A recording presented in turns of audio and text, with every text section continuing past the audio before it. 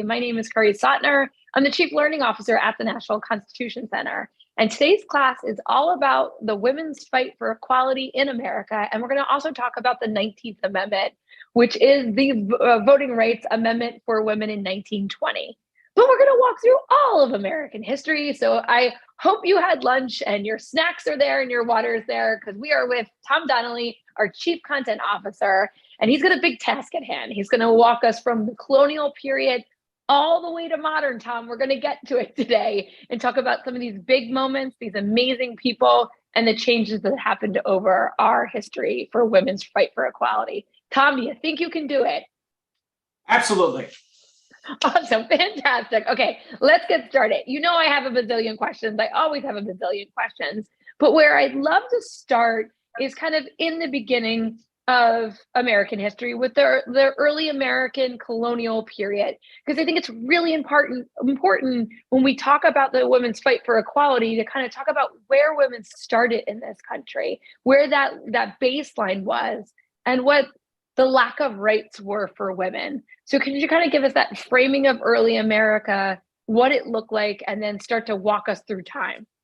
Absolutely. So, America, it declares its independence in 1776 and it writes state constitutions. About a decade later, we ratify the US Constitution. And for our purposes, one of the really important things about the US Constitution is that it leaves a lot of important powers with the states. And so this is that principle of federalism, the idea that certain powers go to the national government, a lot of powers are left with the states. Among the states' really important powers under the original Constitution were to set laws when it comes to elections and voting. And so if we're looking at the founding period, what do most states do with that power over elections and voting? Well, they establish property requirements for voters. So in many ways, during this period, voting is generally restricted to white, male property holders. So at the same time, as that happens, women are excluded from the vote, but for the same reason other groups are during that period. For instance, the poor, those without property. They also do not have the right to vote in many places during this period. And the idea here is that voting is connected to a vision of voters being people with the power to exercise independent judgment. And the sense was that especially white male property holders at the founding, they are independent, they can vote their own independent judgment. But other groups like the poor, like those without property, like women, were dependent on others. In the case of women being conceived of as dependent on their husbands often, with the idea that society is organized to a certain extent around the home headed by a male head of household.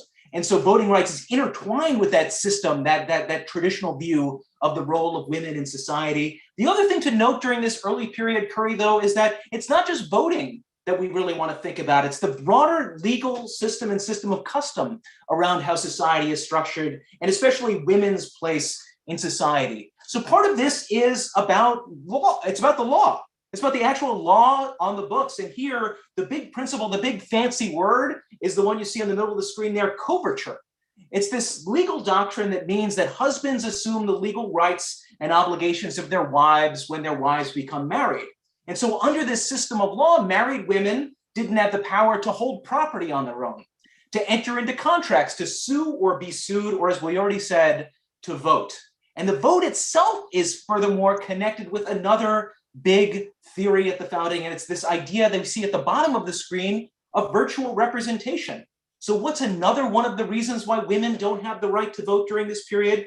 The idea is that it's unnecessary to grant women the right to vote because they're already represented in the political system by their husbands. And so the family unit in that sense is represented through the husband's vote, and so women do not need the right to vote. So that's just a little bit about the framework before we see a push towards women's equality. When we see this push, especially as we get into the mid-1800s, it's not just a push for the right to vote, but it's the push to reshape a lot of this system that we've already talked about here, a legal system, a system of custom that also shapes women's place in society. And Tom, and I appreciate Casey in the chat. That's like, that's crazy. Just like, yes, it is. That's why we like to start here, kind of like laying that framework. Like women didn't have the right over their own money. So if they inherited money from their family, it wasn't theirs anymore when they got married. It went from their family and their father looking over it to their husband. They don't, and if they leave with nothing. They leave with no children. They have no rights of their children over themselves. And I always think of like break down the word coverture and say mean to cover. It is like to cover the women. But Charlene also asked, were they considered property? What kind of level? Like enslaved people at times were considered property with no rights. But how do you kind of level that, Tom? Was they at that same level, or do you see enslaved people, indentured service, and then women? Kind of how does that? It's a great question. It's hard to compare. I mean, it's certainly not the same as enslaved people who are literally by law property. It's a conditioned chattel slavery that passed down from mother to child, and there's literally sort of no rights really associated there. Women, I think here you get a sense. I mean, we're trying to give you a sense of there are certain statuses that women have during this period that are mutually reinforced by both the law and custom. And some of it is about the taking away of these rights that we see on the screen here. Part of it is also defining the relationship between husband and wife within marriage, which you've already mentioned, Curry, certain things around child custody, certain things around what role can the law play in limiting abuse in the home, things like domestic violence. And so there's, I wouldn't say that women and enslaved people are at the same status. I'm not going to form that sort of comparison, but I think we can see here the baseline that women reformers are starting from is one where there are a lot of inequalities written into the law and also reinforced by custom. And so as they're beginning to really push for reform as we get further and further into the 1800s, they're taking aim at all of these things. At this entire system that you see in place of women's status being defined in these ways within society. And Don asked a great question. So is this a US custom, or is this common throughout Western civilization? And I would probably put that in, yes, Western civilization, but maybe not all and not to that same level. I think it differentiates depending on kind of what part of Western culture you're in, but also global culture too. But that's a harder one to answer. But I'm going to throw it at you. Yeah, I mean, I'm not a comparativist, so I can't speak to a lot of other traditions. I can say that it's consistent with some of these ideas are coming out of the English common law.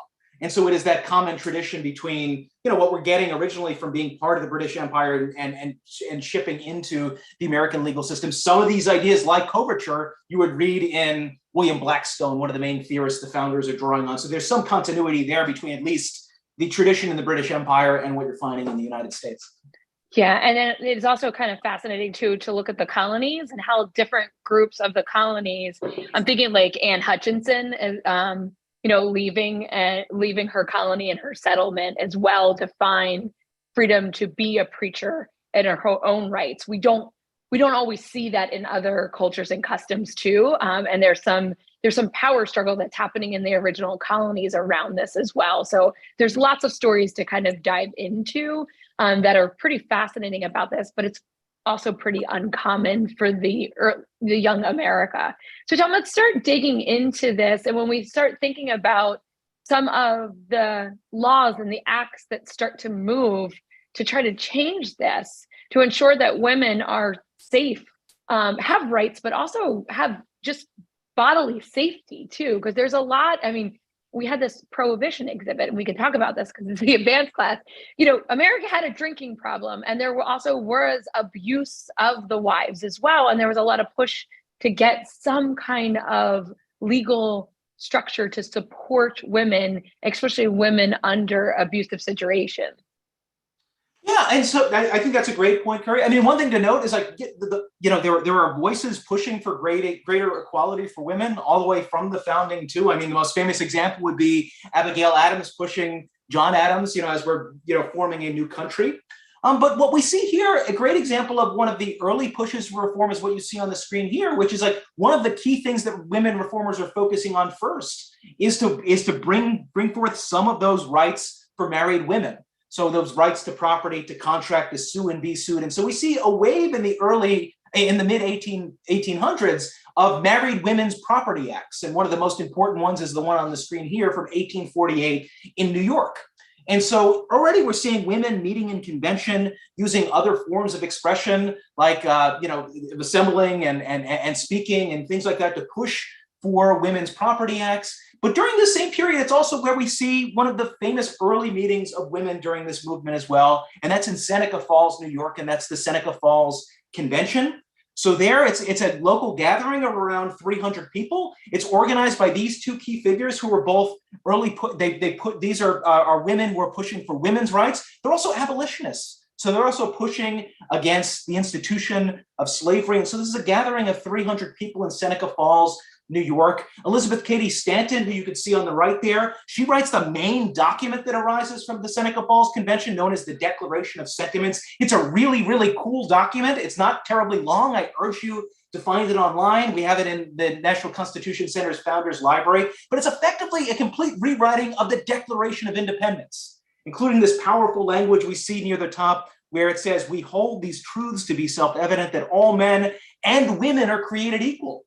And so what Stanton does here with the Declaration of Sentiments is she effectively rewrites the Declaration of Independence. Instead of having a bunch of grievances against King George III, instead she lists a bunch of grievances against men and lays out a vision for what an America more committed to women's equality might look like. And the Declaration ends with a series of 12 concrete demands, including demands for equal education, equal pay, equal property rights, and what it says, the sacred right to the elective franchise. And so here we can already see the push for reform, the push for women's rights is bringing together a push for women's suffrage, yes, and that's in a way at the outer bounds of the reformist movement. That's where the people at the real vanguard are pushing for, but it's also really, really basic things that we still think are essential today, like equal education, equal pay, equal property rights.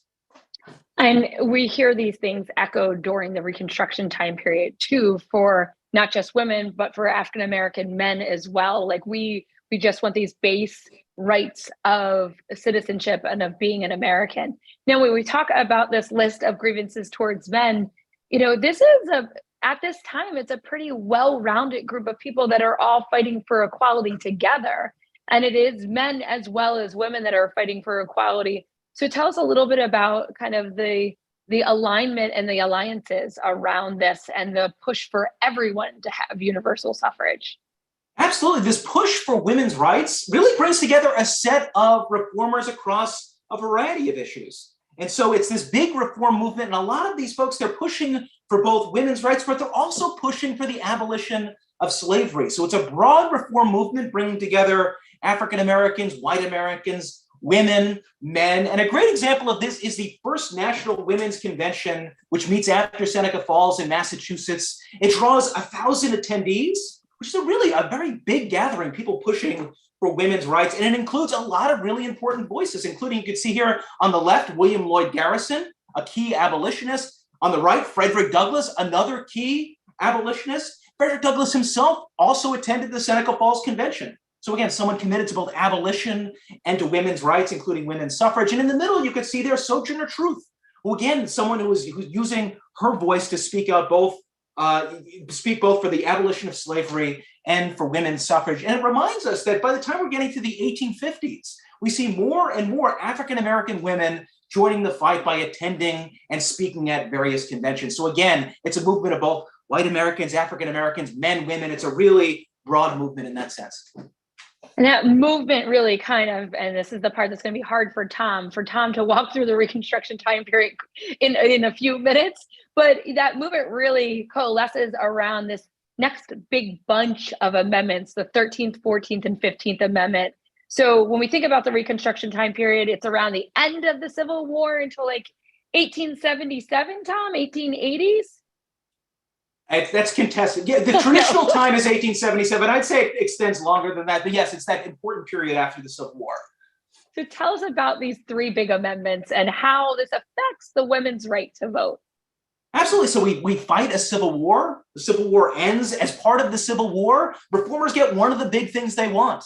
They get the end of slavery. They get emancipation, the Emancipation Proclamation itself during the Civil War. And then after the Civil War, we have the framing and ratification of the 13th Amendment, which was ratified in 1865. It abolishes slavery. It's part of three transformational amendments ratified after the Civil War, the Reconstruction Amendments. The 14th Amendment, ratified in 1868, wrote promises of freedom and equality into the Constitution. The 15th Amendment, ratified in 1870, banned racial discrimination in voting. But this entire moment is a really exciting one for those reformers we spoke about earlier. Because what they are all thinking of is we have just used the power of the nation to end the institution of slavery. Everything seems on the table and everything seems possible after the Civil War. And so we see reformers unify around a really broad and inspiring vision of universal rights, including universal suffrage, the idea being that the rights of all women and African-American men, that they're intertwined.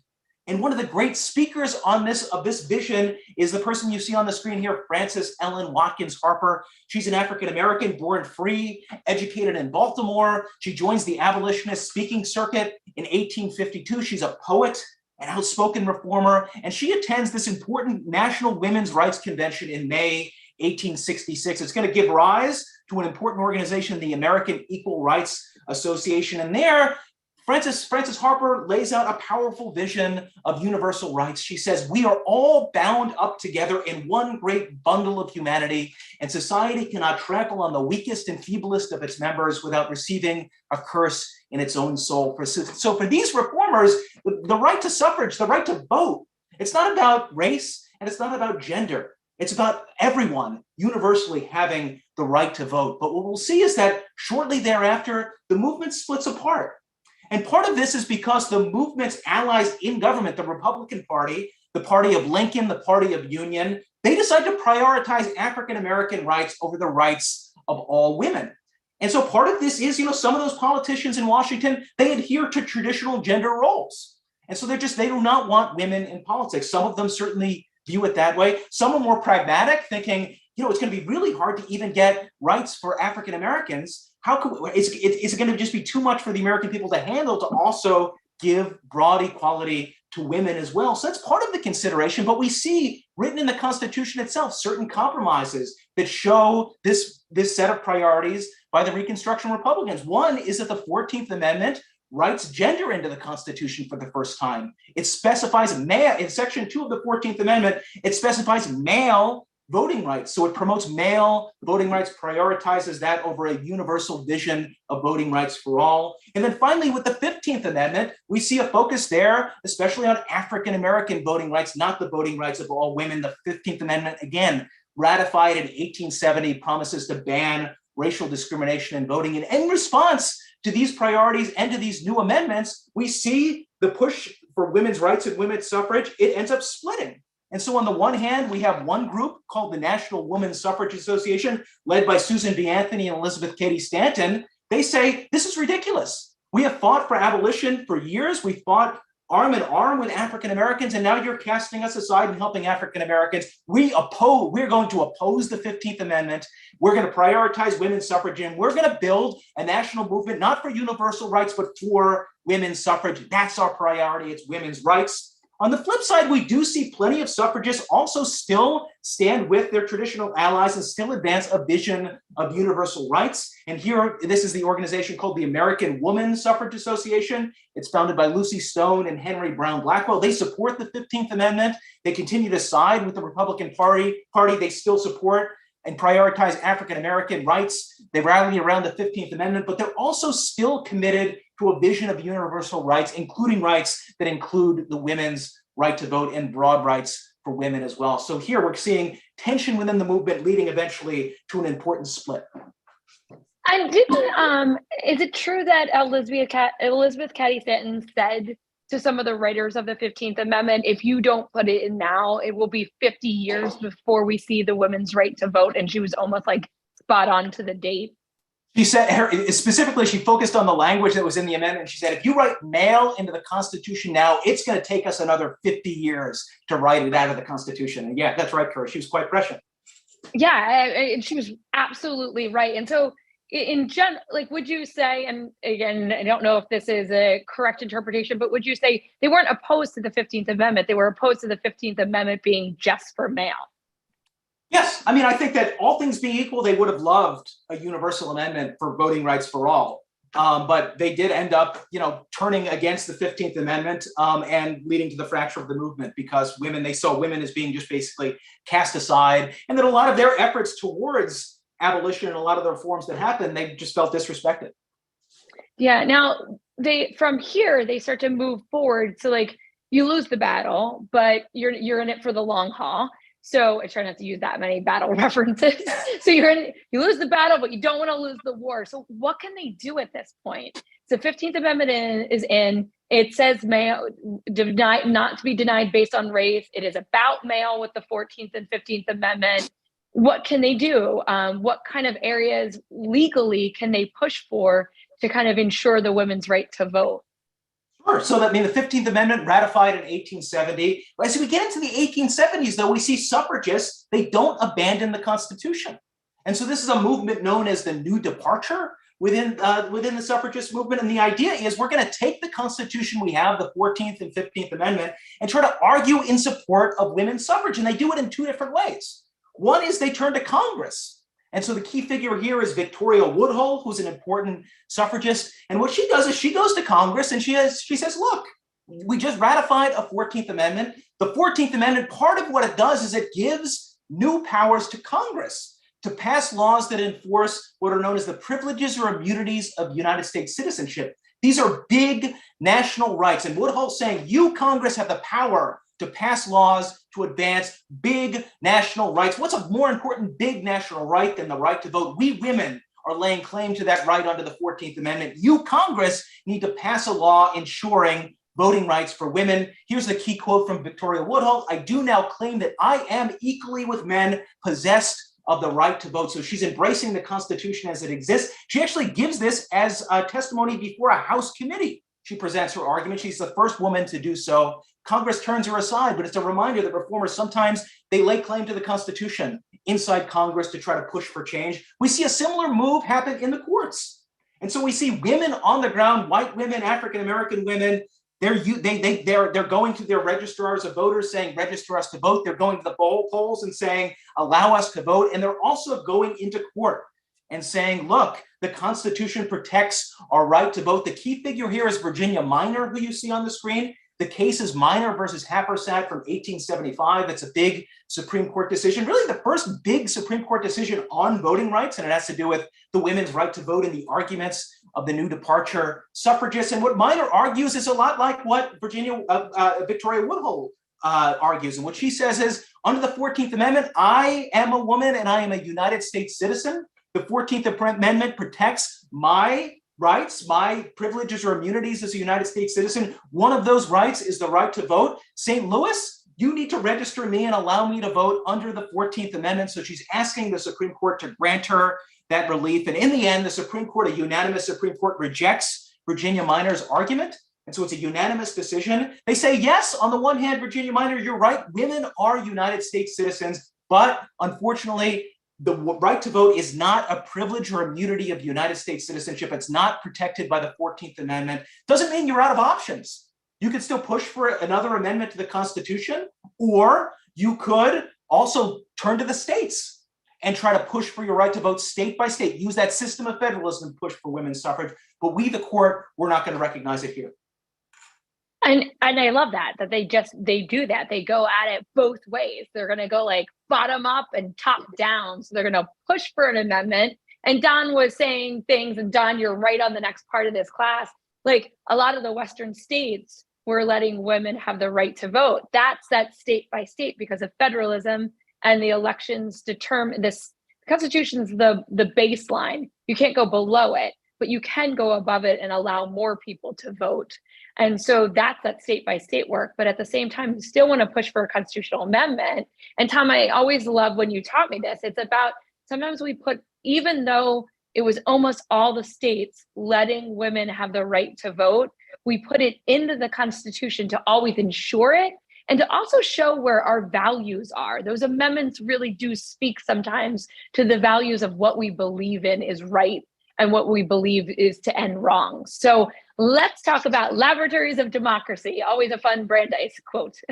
Yeah, so I mean, the women's suffrage movement basically takes up Chief Justice Wade on his recommendations. They pursue two types of reform. One is they push at the national level, but two, they also go state by state to push for women's suffrage. And in this sense, the women's suffrage story is a great case study of what Louis Brandeis referred to as when he said the states are laboratories of democracy. This is very much what he had in mind. The idea is that the Constitution, through our system of federalism, leaves a lot of power to the states. What this means is that single individual states, they can be bold. They can experiment. They can try new policies. And so what the women suffragists, what they do is they go to the states and they say, look, I know a lot of states don't want to have women's suffrage, but we think it's a good idea. You should try it. And so this is a story. It begins out west. Begins out west first with the Wyoming Territory. In 1869, it sweeps to other western states. And effectively what happens here is there's a lot of anti-suffragists, people opposing women's suffrage who say it can't work. It's dangerous. Women aren't up to the task. Women don't want this. And the suffragists end up proving those folks wrong by succeeding on the ground. Women vote out west, and you know what? The world doesn't end.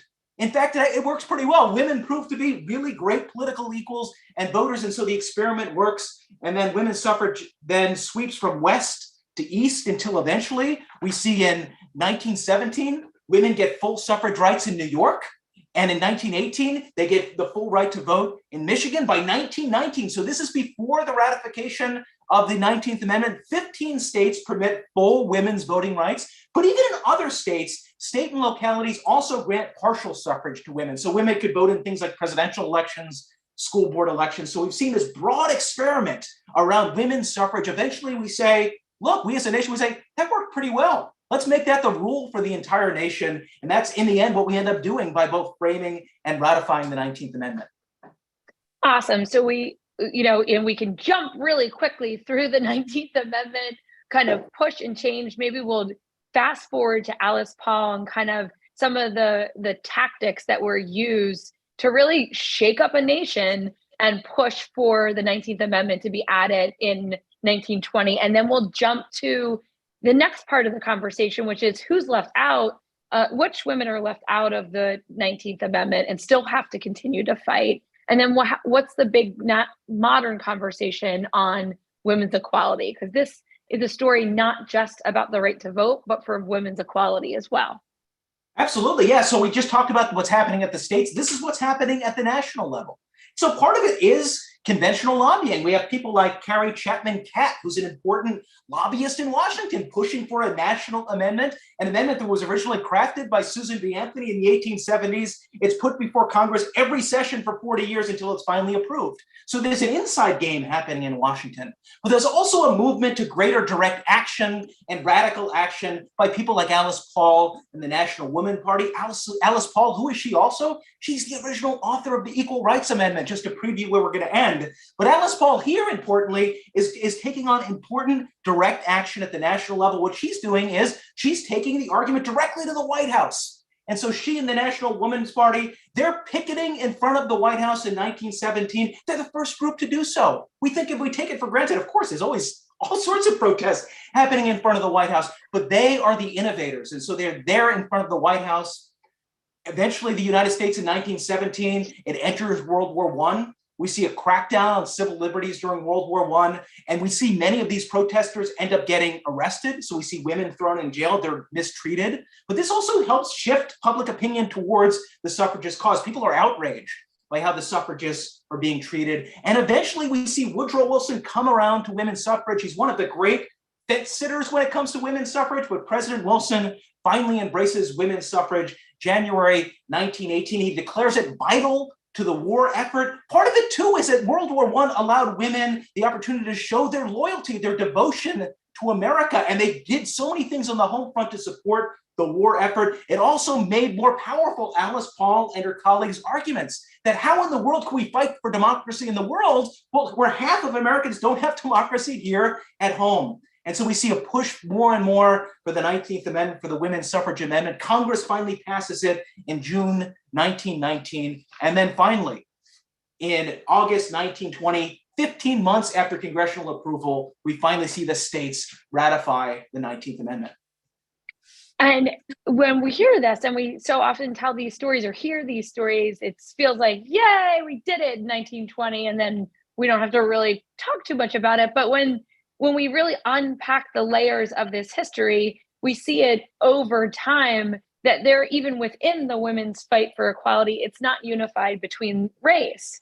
And, we hear greats over time and know the stories of people like Ida B. Wells being told to march in the back of the procession and then saying, no, I'm not, and going right to the front. But you can really see this so unbelievably clearly after 1920. African American men were able to have the right to vote in 1870. I always have to stop and think on that year. I always want to say 72, 1870, and weren't able to vote when white women were allowed to vote. And African American women were also fighting for the right to vote after 1920. So tell us a little bit about that story and how long it takes to ensure that just because you write it in the Constitution, it's actually followed through at the polls. Sure. So in November 1920, many women across America vote in that presidential election using the 19th Amendment. And so Republican candidate Warren Harding is elected in a landslide to become president. But as Curry already said, there are many groups of women who do not get the full right to vote at that point in time, particularly women of color, particularly African American women in the South. And in that sense, even after the ratification of the 19th Amendment, women are still in a similar position as African American women are in a similar position to African American men, where we see a system in place, a system of intimidation, of violence, of Jim Crow laws on the books, keeping African Americans from the polls. And so it would take decades upon decades of continued advocacy by the civil rights movement, pushing for broad equality, but a key part of that being pushing for the equal right to vote under the 15th Amendment and under the 19th Amendment to all African Americans. And it's really not until we see the landmark statute of the Voting Rights Act of 1965 pushed by the civil rights movement, including John Lewis and his courageous allies in Selma, Alabama, marching and being met with violence. But we see Congress eventually pass the Voting Rights Act of 1965, signed by the president. And it's with the Voting Rights Act of 1965 that we finally see an explosion of African American political participation, women and men alike, and something closer to the full promise of equality we find in the 15th and 19th Amendments. And the last piece, Curry, as you're right, as you've already flashed on the screen, was another component of the suffragist movement after the ratification of the 19th Amendment is different suffragists are also asking what comes next. And so we see key figures like Carrie Chapman Catt, who was, again, that key lobbyist in Washington, D.C. What does she do? She founds the League of Women Voters. And so that's an important voter education group arising out of the suffrage movement. But we also see Alice Paul and the National Woman's Party pursuing the Equal Rights Amendment. And so it's the Equal Rights Amendment, originally drafted by Alex Paul and proposed in Congress in 1923. And so here's the original language of the amendment. Men and women shall have equal rights throughout the United States in every place subject to its jurisdiction. The proposed amendment finally, after many decades of advocacy, enjoys widespread support in the 1970s. So we see a big push for the ERA in the 1970s. Both houses of Congress pass it in 1972. This is after it's been introduced in Congress, every Congress for 49 years. And by 1977, the ERA has actually been ratified by 35 states, only 3 states short of ratification. Congress extends the deadline for ratifying the amendment another 5 years, but no new states ratified after 1982. What we have seen, though, Curry, is there are still modern debates over the Equal Rights Amendment. And so in the last few years, supporters of an ERA revival, they adopted a 3-state strategy. So they wanted to get enough states to ratify under the original amendment. And so since then, Nevada, Illinois, and Virginia have voted in favor of the amendment. And so supporters of the ERA now say, look, that 3/4 of the states have ratified this amendment under the Constitution. However, there are big debates, big questions that need to be answered to determine the validity of the ERA. Here are 3 of the big ones on the screen. But one, can Congress impose a deadline on ratifying an amendment proposal?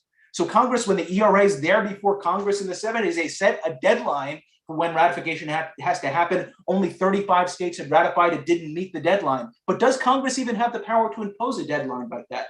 2, if the time limit is valid, can a future Congress extend the deadline? So that's another key question. And then finally, the last question is, can a state rescind? In other words, say no, get rid of its ratification after it's already said yes? Between 1973 and 1979, 5 state legislatures voted to rescind their ratifications, which would take us back below the 3/4 threshold. This is not, this is a tough question because these questions around the Article 5, around the amendment process, there just aren't a ton of cases on them. So these are really novel, important, difficult constitutional questions, and ones that we're going to continue to see throughout the courts. It's so many questions. So students, let's wrap up because we are at time, and then we can stay and hang out a little bit for some questions if you have them. I know I have a few. But I want to thank you all very much. I know everybody's on a tight time schedule. So if you have to leave class, that's totally cool. Tom, thank you so much. That was fantastic. And you did really make it all the way to the end. This is the last slide, people. There's 67 slides. This is the last one. So well done, sir. I'm going to stop the recording and the live stream real quick.